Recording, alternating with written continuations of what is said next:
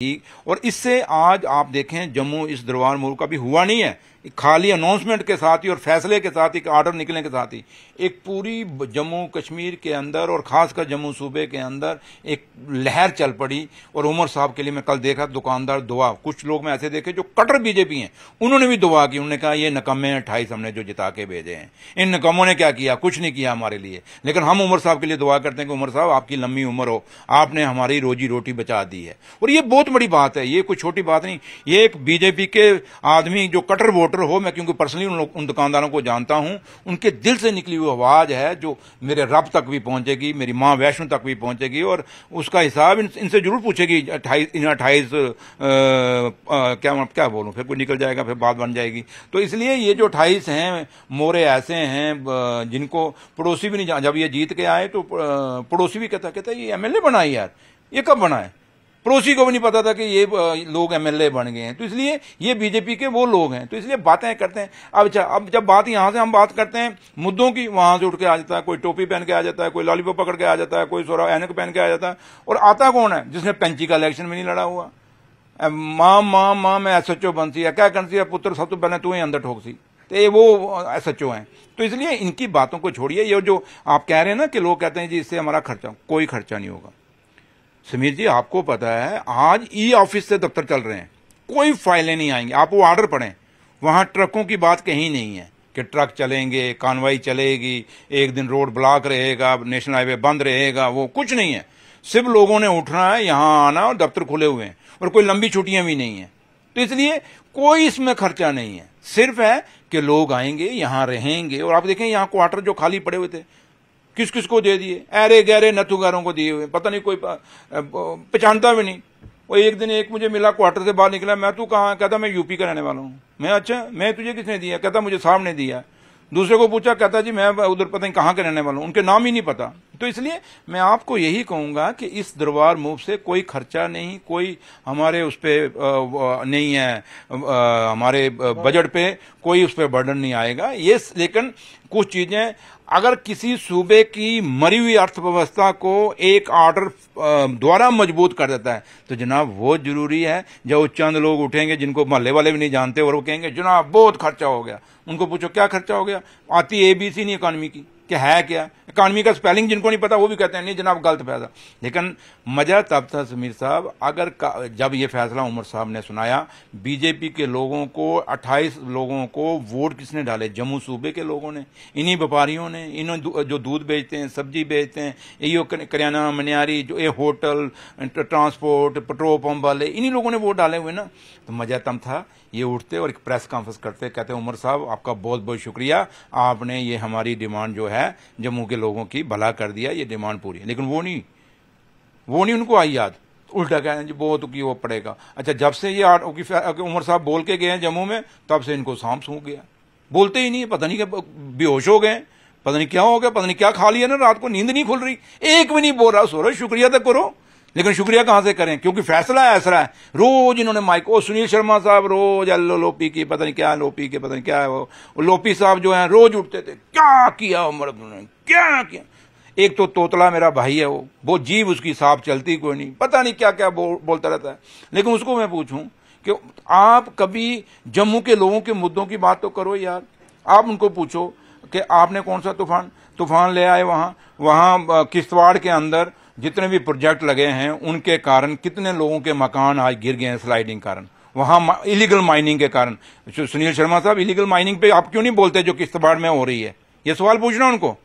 आप क्यों नहीं बोलते, वो पहाड़ों पे जो इलीगल माइनिंग, वो जो प्रोजेक्ट लगे हुए हैं, वहां नई नई कंपनियां आई हैं जो वहां इलीगल माइनिंग कर रही हैं और कितने लोगों के मकानों में क्रैक आ गया है, कभी बोले ना, हम बोलते ना। लेकिन मैं जा रहा हूँ किश्तवाड़ के टूर पे। लेकिन उनको आप लॉलीपॉप क्यों बोलते हैं? किसको लॉलीपॉप बोला? उनको बोलते हैं कि जो है नहीं, मैं देखो मैं जाट पाट आदमी हूँ, मुझे ज्यादा पता नहीं, इतना पढ़ा लिखा भी नहीं हूँ। वो एलओपी पता नहीं क्या मैं तो क्योंकि बचपन में होता था एलओपी पता नहीं लॉलीपॉप पता नहीं क्या, मैं ऐसे कुछ ऐसे था तो मैं निकल जाता वो मुंह में ऐसे कभी कभी, तो वो अलग बात है। तो वो रही बात के बात तो वैसे वो बात तो वही करते हैं, देते तो वो लॉलीपॉप ही हैं सारों को। कभी वो कहीं ऐसे है ना, मतलब कि कुछ दे ना दें लॉलीपॉप जरूर दे देते हैं। तो इसलिए वो सिर्फ जम्मू कश्मीर के लोगों को लॉलीपॉप दे रहे हैं। और सबसे बड़ी बात, अफसोस ये होता है कि सुनील शर्मा साहब आज की डेट में राजभवन के स्पोक्समैन बने हुए हैं। लेकिन आज मैंने उनसे बात की, वो कहते हैं कि स्टेटहुड ये इसलिए मांग रहे हैं स्टेटहुड के बहाने क्योंकि फेल्ड हैं। उमर अब्दुल्ला पूरी तरह से फेल्ड हैं, बहाना कर रहे हैं, बहानेबाजी कर रहे हैं, इसलिए स्टेटहुड मांग रहे हैं। सुनील शर्मा साहब को कहना, और ये भी कह रहे हैं कि कई पावर्स इनके पास हैं, इनके डिपार्टमेंट्स इनको है, 17 डिपार्टमेंट्स तो वो गिन रहे हैं उमर अब्दुल्ला के पास है। अब बोलते हैं डिप्टी सीएम के पास भी बहुत सारे डिपार्टमेंट है, सबके पास डिपार्टमेंट्स है, पुलिस को छोड़ के सभी चीजें तो ये कर रहे हैं। सुनील शर्मा साहब को कहना, मेरे भाई चलो मैं आपसे दो बातें रखता हूं, आपकी बहुत जल्दी। उन्होंने कहा ना मुझे बताओ क्या करना है, मैं करवा दूंगा। सुनील शर्मा साहब ये मेरी इंटरव्यू सुनेंगे और जाके आप सवाल भी जरूर पूछना, मेरा संदेशा लेके जाना उनके पास और उनको पूछना, कहना डिप्टी सीएम कह रहा है कि 28,000 करोड़ का इंडस्ट्री का पैकेज आया जम्मू कश्मीर में। आपको भी पता है, आप जम्मू सूबे की इंडस्ट्रियलिस्ट से बात करिए, इंडस्ट्री वालों से बात करिए, वो कहते हैं हमें कुछ नहीं मिला। आप कश्मीर में भी चले जाएं, क्योंकि कश्मीर में भी आपका अपना सारा वहां बीता है, आपका अपना जन्मभूमि है, आपकी कर्म भूमि भी रही है। तो कश्मीर के इंडस्ट्रियलिस्ट के पास जाइए, उनको भी पूछो, वो कहते हैं हमें कुछ नहीं मिला 28,000 करोड़ पैकेज के बीच में से। फिर 28,000 करोड़ पैकेज गया कहां? मैं ये कहता हूं कि सुनील शर्मा साहब एलजी साहब को कह के इस 28,000 करोड़ पैकेज का जो पैसा खुर्द पुर्द हुआ, कहां गया, किसके पास पाया गया, कैसे जमीनें अलाट हुई, कैसे पैसा अलाट हुआ, कैसे वो पैसा खत्म हो गया, कैसे लोगों की जम्मू कश्मीर के जो जम्मू कश्मीर के रहने वाले थे उनकी एप्लीकेशनें रिजेक्ट हो गई, बाहर के लोगों की एप्लीकेशनें वहां पोर्टल पे चढ़ गई। जिस दिन जम्मू कश्मीर के लोग पोर्टल पे अप्लाई करते थे वो बंद हो जाता था, बाहर के लोग करते थे तो पोर्टल पे चढ़ जाता था। ये सारी चीजें, एक इंक्वायरी एलजी साहब को कहो, बड़ी इंक्वायरी सीबीआई से करवा दो। एक दूसरा, उनको कहो स्मार्ट सिटी है, बहुत बड़ा स्कैंडल है, पूरा शहर कह रहा है, चाहे वो जम्मू म्यूनिसिपैलिटी में रहने वाले लोग कह रहे हैं, चाहे वो कश्मीर श्रीनगर म्यूनिसिपल कॉर्पोरेशन में रहने वाले लोग हैं, सारे के सारे लोग कहते हैं ये जो फुटपाथ बने, ये नालियां बनी, ये लाइटें लगी, जो लाइटें बंद, टाइलें टूट गई, नालियां बंद, पानी लोगों के घरों में घुस गया। हम कहते हैं कि सुनील शर्मा साहब आपकी बहुत चलती है, एलजी साहब को कहो इस पे भी एक सीबीआई इंक्वायरी करा दो, किसने पैसा खाया, किसने ये ऑर्डर दिया, कहां से अलॉटमेंट हुई, कौन से ठेकेदार को, कहां से टेंडर हुआ, ये भी जनाब एक इंक्वायरी करा दो। तीसरा, उनको कहो माता वैष्णो देवी, आपको याद होगा भगदड़ मची थी वहां ऊपर भवन में, आज तक कभी नहीं बची। उस समय जो सीईओ था, आपने वो जो लोग मरे, बेचारे यात्री मरे, उस सीईओ पे आपने उस इंक्वायरी का क्या बना था, उसका रिजल्ट क्या था, उस अफसर पे क्या एक्शन हुआ था, वो हमें बता दो। माता वैष्णो देवी पे फिर से लोग 35 लोग मारे गए, यात्रा में हाई अलर्ट था, यात्रा बंद नहीं की गई, इंक्वायरी की रिपोर्ट कहां पे है, ये हमें बता दो। मचेल माता की यात्रा किसने अलाउ की, जब हाई अलर्ट था कि बारिश होने वाली है, उस यात्रा की इंक्वायरी अगर हुई है तो उसकी रिपोर्ट क्या आई, किसको आपने दंडित किया, किसको आपने सजा दी, वो हमें बता दो। उनको कहो माता वैष्णो देवी के अंदर जितनी रिक्रूटमेंट हुई है, बाहर के लोग कितने लगे, जम्मू कश्मीर से बाहर के लोग कितने लगे और जम्मू कश्मीर के कितने लगे इन 11 सालों में, वो भी इंक्वायरी करा दो और हमें वो डिटेल दे दो। बस इतना ही बड़ा, आज के लिए उनको इतनी डोज काफी है। अगले नेक्स्ट एपिसोड में मैं और उनको सवाल पूछूंगा, लेकिन समीर साहब ये जरूर पूछना और जवाब लेके आना और उनको कहना लिख के जवाब दो। और अगर आपकी चलती है सारी चीजों की सीबीआई इंक्वायरी कराओ, सारियों की इंक्वायरी कराओ, जिनकी इंक्वायरी है उसकी रिपोर्ट सामने करो, हम फिर जवाब देंगे। इसलिए ये चीजें सारी छुपाने के लिए आज की डेट में जो महबा जी बोलती हैं वही सुनील शर्मा बोलता है। जो उनके अंडरस्टैंडिंग दोनों पीडीपी की और बीजेपी का आज भी अलायंस है। वो तो कहते हैं कि आपका पीडीपी तो कहती है कि आपकी बीजेपी के, पीडीपी अब क्या करे बेचारी, कहना तो है क्योंकि उनको जो दिल्ली से चिट्ठी आती है रात को, सुबह वो पढ़नी होती है, वो पढ़ जाते हैं। तो इसलिए सुनील शर्मा साहब, महबा जी क्या लेने गई थी एलजी साहब के पास, जब एलजी साहब को मिलकर आई, बाहर आके प्रेस कॉन्फ्रेंस करनी चाहिए थी, मैंने क्या बात की, कोई बात नहीं बताई उन्होंने। क्या अंदर से उनका डिस्कशन हुई, क्या हुई कि पहले हमने स्टेट तोड़ के यूटी बनाया, अब यूटी तोड़ के क्या पंचायत बनाना जम्मू कश्मीर को, क्या? क्योंकि जम्मू पंचायत, श्रीनगर पंचायत, किश्तवाड़ पंचायत, डोडा पंचायत, रजौरी पंचायत, पुंछ पंचायत, डिस्ट्रिक्टों से ये पंचायतें बनानी है, यही बाकी रह गया है क्या? इसलिए डिस्कशन करने जाते हैं, इसलिए बातें करने हमें बड़ी आती हैं। लेकिन इतना मैं जरूर कहूंगा कि उमर अब्दुल्ला सरकार जो फैसले ले रही है ये लोगों के हित में है, और हमें पता है कि हमारी जिम्मेवारी है कि टेलीविजनों को पक्का करना है। हम समझते हैं कि जम्मू कश्मीर के बेरोजगार बच्चे को रोजगार चाहिए, और अगर हम स्टेट मांगते हैं तो हम इसलिए नहीं मांग रहे, नेशनल कॉन्फ्रेंस को मत दीजिए ना, आप एक काम करिए, हमें स्टेट मत दीजिए, आप जम्मू कश्मीर के बच्चों के लिए दिल्ली से उसको को एक पैकेज ले आ, कम से कम भी 1 लाख बच्चे को हमने पक्का भर्ती करना है, नौकरी देनी है, ले आए दिल्ली से ऑर्डर। सुनील शर्मा मत दे, आप क्यों नहीं दे पा रहे? आपने तो वादा किया है, मैं वही कह रहा हूँ, उनको क्यों पूछ रहे हैं आपने वादा किया है ना पोल मैनिफेस्टो 1 लाख जॉब्स का। समीर साहब आप नहीं, मैं जॉब्स की बात कर रहा हूँ, जॉब्स की बात कर रहा हूँ। जवाब तो देना, जो सुन तो लो, उसी का जो है सुन लो, मैं कानों से डोरा थोड़ा। तो मैं क्या कह रहा हूं कि सुनील शर्मा साहब को मैं यही बात कहता हूं कि भैया आप कहते हो कि उमर अब्दुल्ला सरकार निकम्मी है, हम निकम्मे, चलो ठीक, हम कुछ नहीं दे पाए, कुछ नहीं कर सके 1 साल में, चल आप ये 1 लाख बंदे का पैकेज दिल्ली से लेके आ जाओ ना। आप कहते हो सब कुछ दिल्ली दे रहा है, सब कुछ दिल्ली दे रहा है, तो 1 लाख बच्चा जो हमारा है जम्मू कश्मीर का, आप पैकेज दे दो, एक करो पक्के। नहीं, मगर वो तो रेस्पॉन्सिबिलिटी शिफ्ट करने की बात है ना, रेस्पॉन्सिबिलिटी आपकी है ना, आपने मैनिफेस्टो। सवाल किसका था? आपका था ना, कि सुनील शर्मा साहब कहते हैं कि जॉब्स की बात कर रहा हूं, वो तो स्टेटहुड की बात, वही मैं कह रहा हूँ ना। तो स्टेटहुड क्या किसके साथ जुड़ा? जॉब और स्टेटहुड क्या, उसमें क्या, आप उसमें क्या कनेक्शन? रोजगार, आप यूटी में है, यूटी में आप जॉब्स नहीं दे सकते क्या?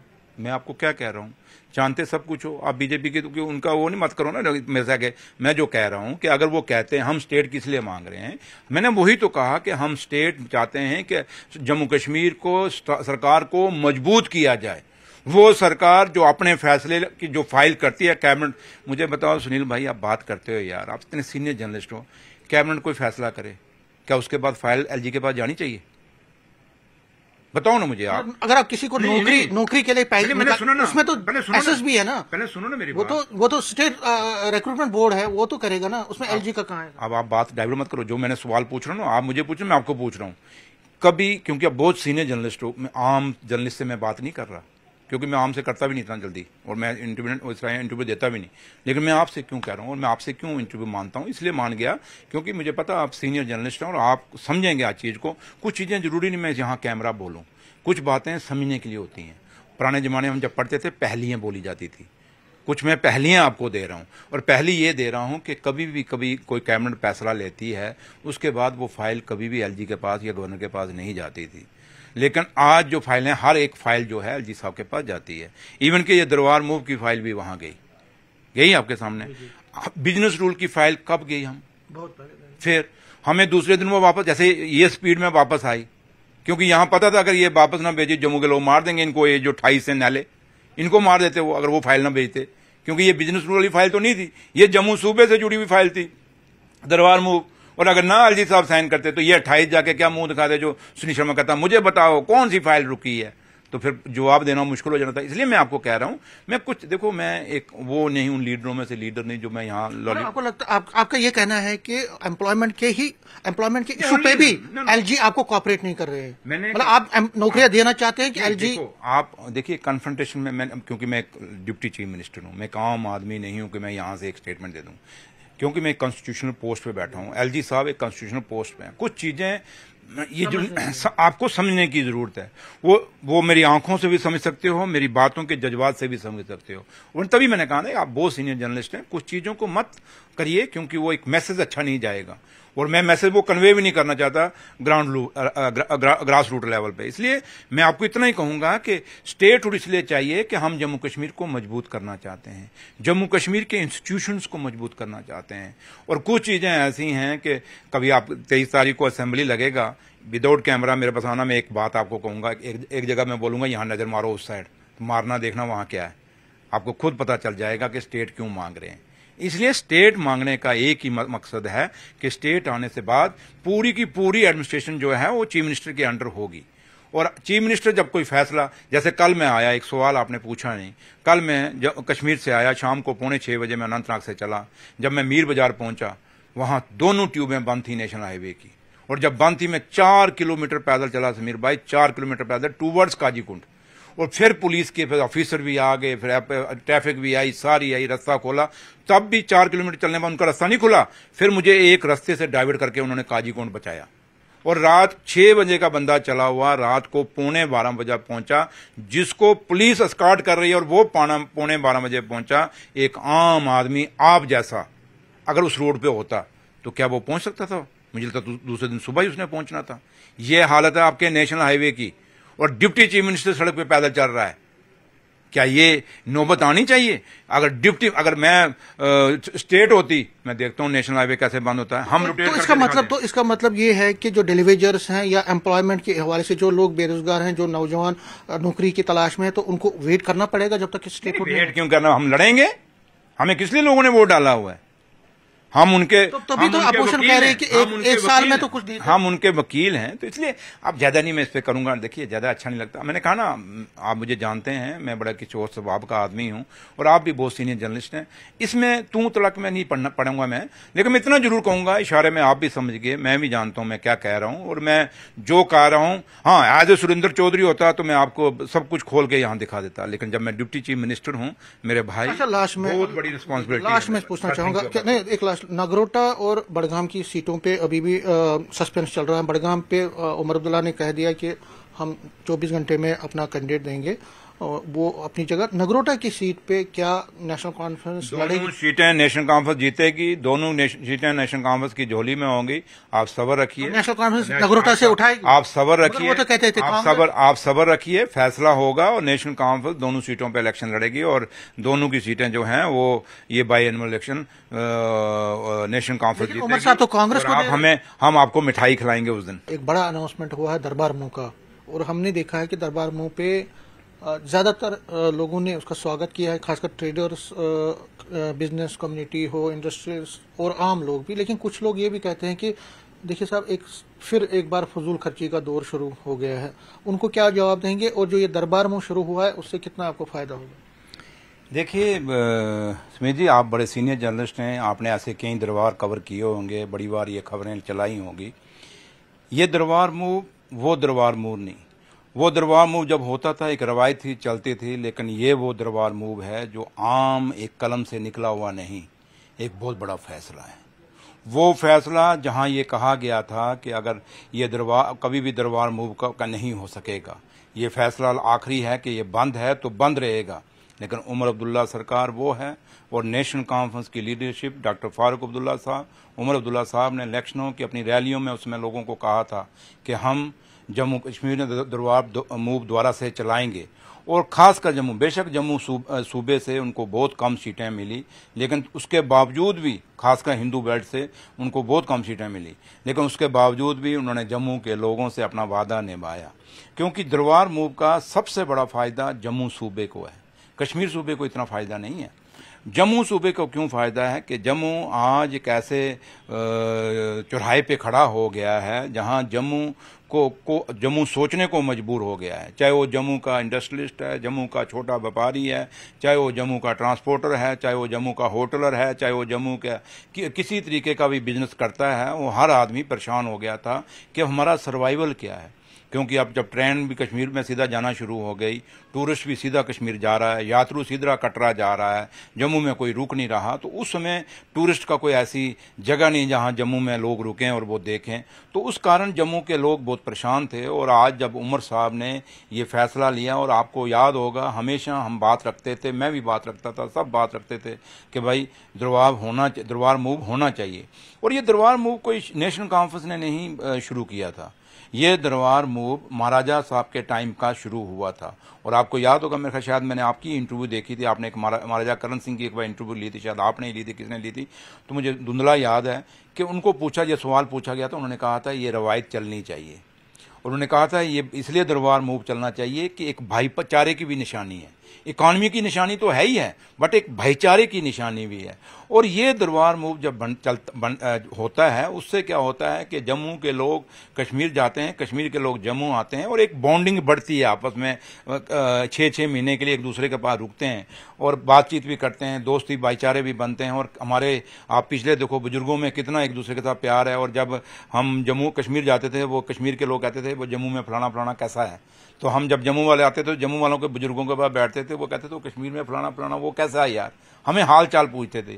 मुझे जब ये हाल पूछते थे, मुझे याद आया उस समय जैसे मेरा दादा थे, जब 47 में विभाजन हुआ और जो रिश्तेदार हमारे पाकिस्तान में रह गए मेरे दादा के साथ, तो उनको मिल तो सकते नहीं थे, लेकिन जब वहां से कोई आता था तो उनको पूछते थे वो मेरी बहन कैसी है, या मेरा भाई वो जो पीछे रह गया वो कैसा है, वो हमेशा पूछते थे। हमारा भी वही हिसाब बन गया था, हम सिर्फ एक दूसरे को पूछते थे और उससे ज्यादा कोई बातें नहीं थी। लेकिन इस दरबार मूव के साथ एक तो भाईचारे का बात है, एक मिसाल है, और जो हमारा जिसके लिए जम्मू कश्मीर जाना जाता है, जम्मू कश्मीर का भाईचारा, जम्मू कश्मीर की मेहमान नवाजी, ये दो चीजें ऐसी हैं जो देश और दुनिया में मशहूर है। इसलिए एक तो उसको बॉन्डिंग मजबूत होगी।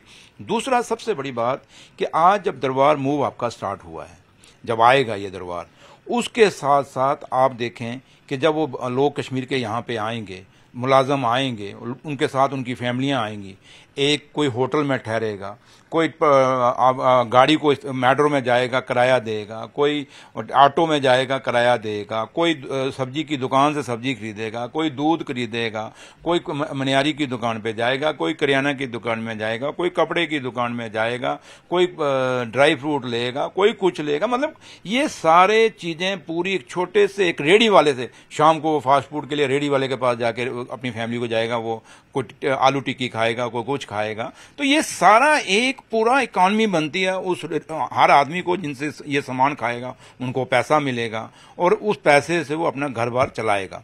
तो इससे फायदा होता है, नुकसान नहीं होता।